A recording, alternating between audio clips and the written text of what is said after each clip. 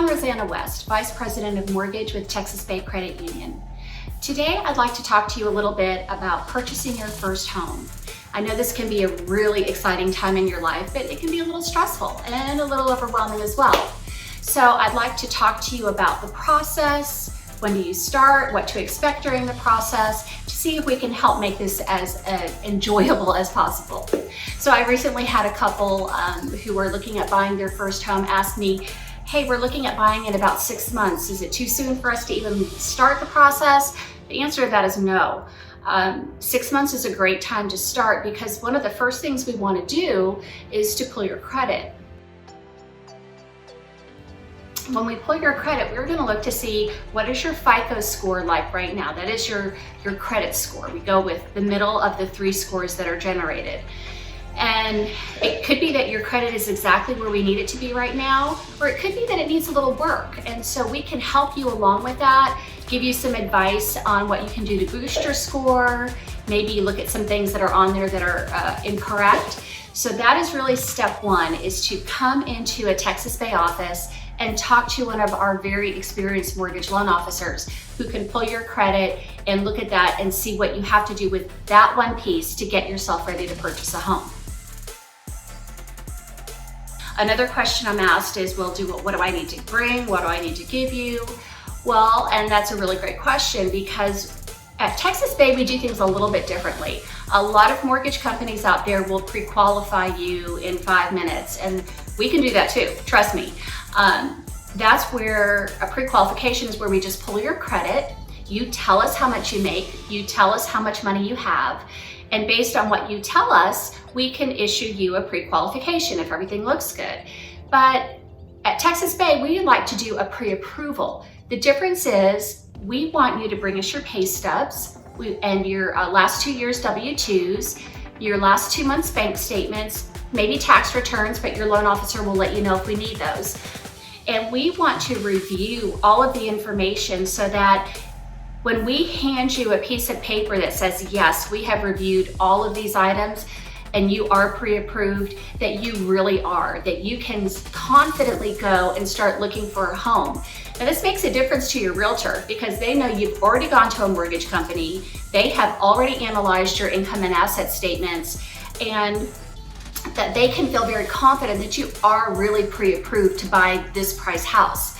Also, when you go to submit an offer to a seller and they see that pre-approval, because that goes with your contract to the seller, they see that you are a serious buyer and they're going to give a lot of weight to your offer based on that. So at Texas Bay, you can come in and see us, bring that documentation with you, and we can right there oftentimes just go ahead and give you your pre-approval in writing so that you can then confidently go and start shopping for the house that you really want to have.